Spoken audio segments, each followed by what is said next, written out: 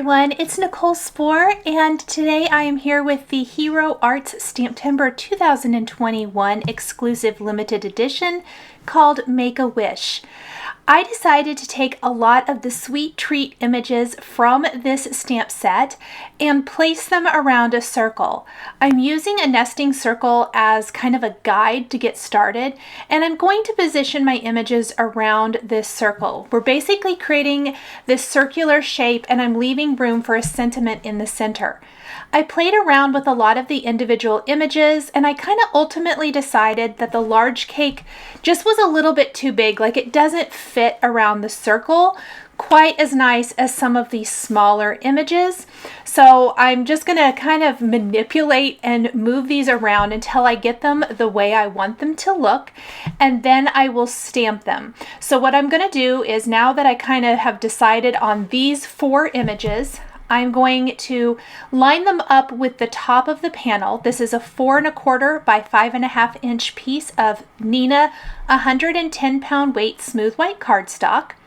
And I'm going to then move my circle and the sentiment out of the center, and I'm going to ink up these images with Hero Arts intensified black ink and stamp them right there on my panel. Now, I hadn't stamped them yet, so I did stamp them a couple times to make sure I got a crisp image. Then I flipped my panel around and I stamped them again. This instantly stamps all but 2 of the images I need for this circular shape. It really works out so nice. So now that I have 8 of the images, I'm going to clean all of the stamps, and then I'm going to figure out which 2 stamps from the 4 that I've stamped are going to fit around the design. I just don't want to have 2 of the same image right next to each other, so we're not going to use the donut or like the ice cream parfait dish. We'll use a cupcake and then the little layered strawberry shortcake kind of image. So once I have those lined up where I want them, I'm again going to remove my sentiment from the center, and we're going to stamp those 2 remaining images to complete our circle. Then we're going to color in these images and create a fun little stenciled mask to give this background the illusion of layers without any layers. So my favorite trick for doing this is taking A2 masks. We are using the largest of the A2 masking stencils from Simon Says Stamp, and I'm also using the new Waffle Flower stencil mat to do this. It helps hold your stencil in place, and it works really, really great. We're going to use the new Positively saturated seafoam ink and the small teal blending brush to apply the ink around the edges. No masking required. If a little ink gets on the image, that's going to be okay. This is still pretty light, and I'm trying to be fairly careful not to get too much ink on the images, but when we color them with Copics, we should be able to hide anything that maybe gets on there. But just trying to avoid the images and creating this awesome little masked mat all the way around the perimeter of our card.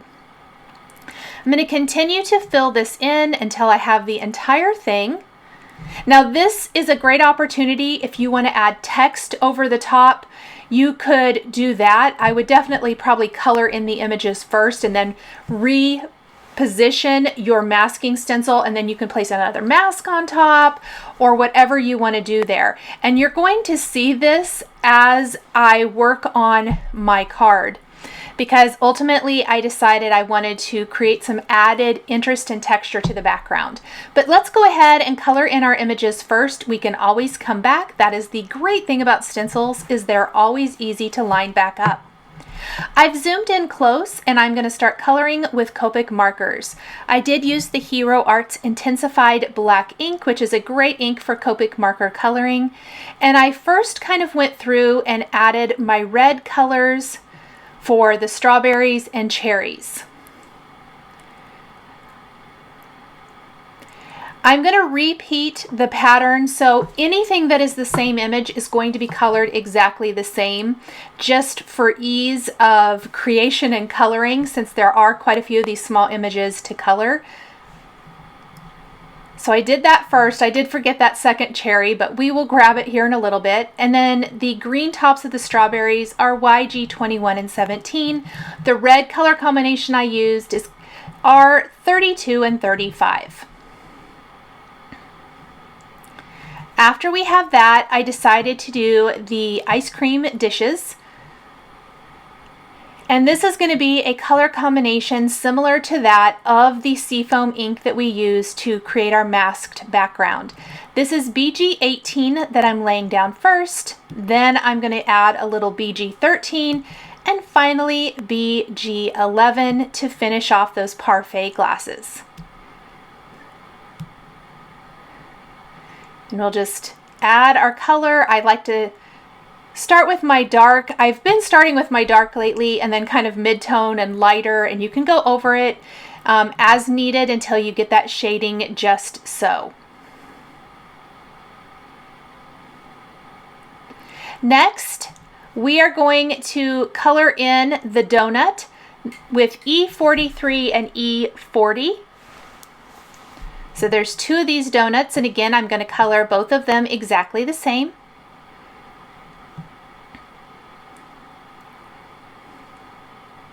This is a fantastic way to use smaller images, no matter what they are. Maybe you have a stamp set with small Christmas images, small Halloween, fall leaves, anything like that. You could create a similar design card with smaller image stamps. This is a really fun way to emphasize what we're going to add to the center of this panel. Now we're going to add the dark chocolate part of our cupcake. This is with E47 and E44. We have 3 of these cupcakes. We're going to color all of them the same.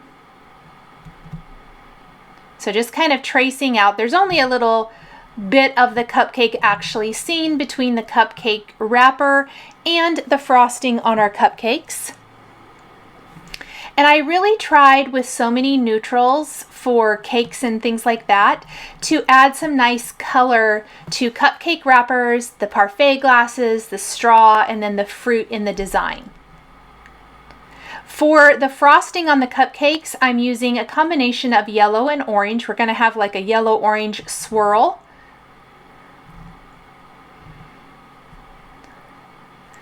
And I started a little too light. I used YR04 for my dark color and YR01 for the light, but I didn't like that as much, so I'm actually going to cover that up with YR07 and 04, and we'll just not use the YR01. And again, we're going to color all 3 of the cupcakes exactly the same.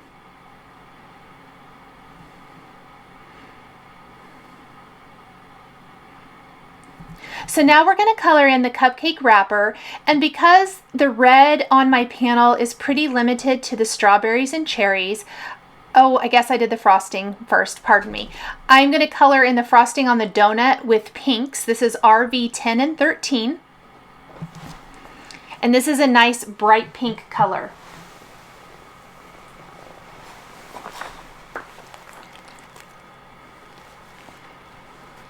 I tried to add a little color to the star on the donut, the little sprinkles there, but ultimately I did a little red, but ultimately we'll just add a little star confetti. Now here are the reds for the wrappers on my cupcake. Again, this is R35 and R32.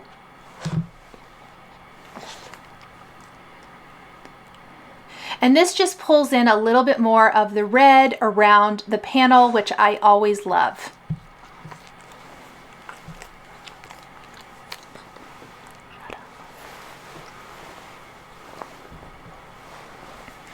And we're going to repeat that for the remaining 2 cupcakes. Now for the little, I call it the like angel food strawberry shortcake, I'm actually going to color this with E55 and Y23 for kind of that yellow cake look. And then we're going to frost the top of this cake. So it's probably not a strawberry shortcake, but that's fine. Maybe it's a white cake with chocolate frosting. We're going to add our darkest brown colors, E49 and 47, to the middle layer and also the frosting on the top. And then I'll even pull in a little E44, I think, to blend it all out. And we're going to repeat this for all 3 of these cakes. Isn't that cute? I love this one. So I'm going to color in anything then that is the same, and then we're going to color in the straws in the ice cream sundae dishes with reds and greens. So that's going to be my R35 and my YG17 and 21. And then for the ice cream, we're going to do different combinations of the earth tones. That's going to be a lot of E47 and E49, E44, E43, and E40. So it looks like a combination of like maybe vanilla ice cream with chocolate syrup and then a chocolate ice cream in these dishes. And both of these are going to be colored exactly the same. You'll see that we're then left with a nice opening in the center, perfect for a sentiment. I think a circular sentiment is going to work especially nice here. But you could also just stamp a sentiment in the center without adding a circle if you'd like. Lots of different options.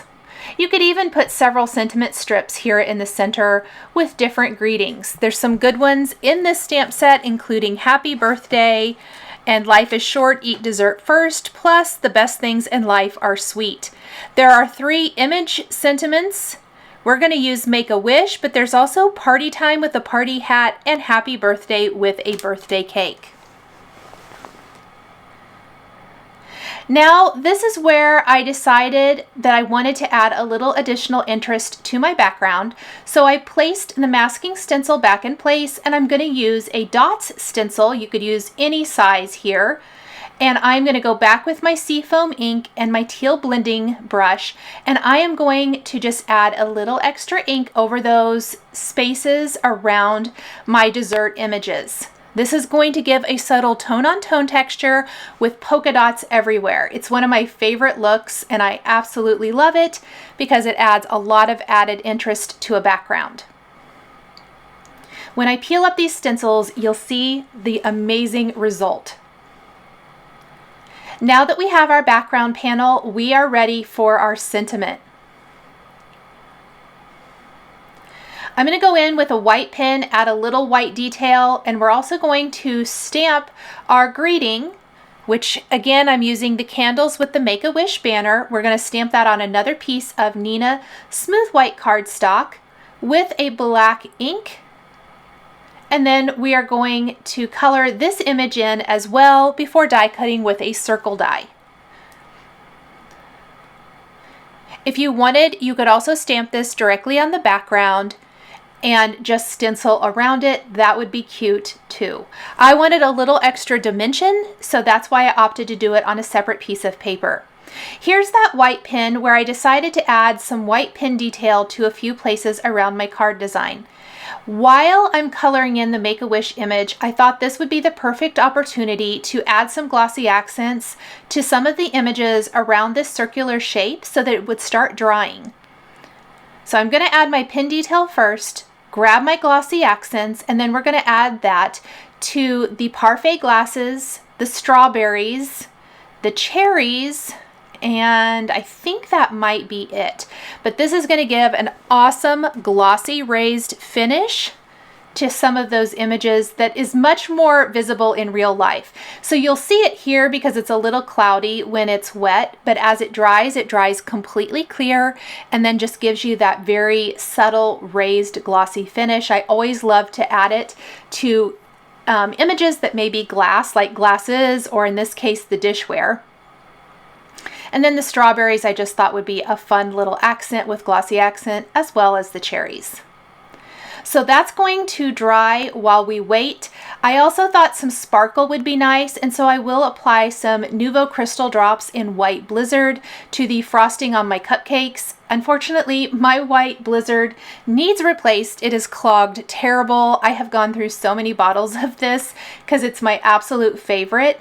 It will also go on and be kind of have a milky texture to it, but it will dry completely clear, just leaving behind some iridescent sparkle, which I totally love. And I'm going to apply that to all of the cupcake frosting. We're going to color in our Make-A-Wish image now. I've listed those colors across the top of the screen. So some yellows and oranges for the flames. For the first candle, we will use some reds and green. So that's going to be our R32 and 35 and our YG 17 and 21. And I don't want to forget the confetti, so I'll just kind of use random colors as I'm coloring in the rest of the images to add some interest to this open confetti pieces. For our banner, we're going to use BG 18, 13, and 11. We're just utilizing any of the colorful markers that we used for the rest of the images on our card background.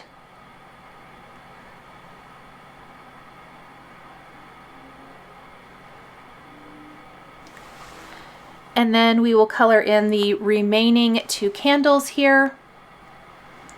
Try to get that banner exactly the way I want it to look first.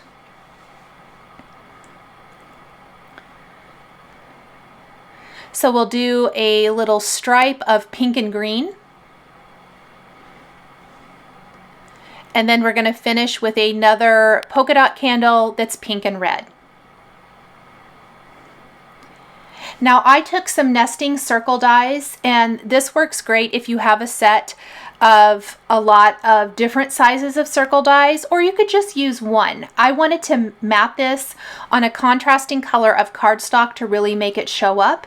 So I'm using a circle die that is only slightly larger than this image so that it goes right around my Make-A-Wish candles. And we'll die cut this, and then we're going to die cut one size bigger from Simon Says Stamp Slate Gray cardstock and mat this circle on the gray circle. Looks like I forgot some of the confetti, so I colored that real quick. And this will match the rest of our images perfectly.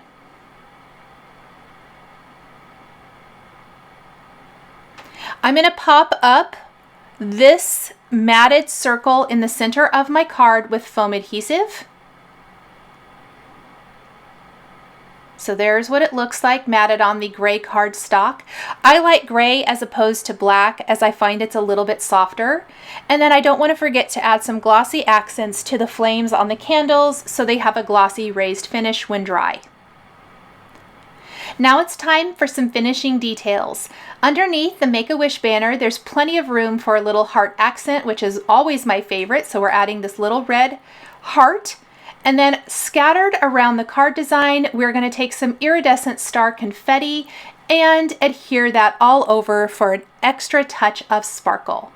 Thank you guys so much for joining me today for this Hero Arts STAMPtember card. Please be sure to visit the Simon Says Stamp blog for more information. Thank you guys so much for joining me today, and we'll see you next time.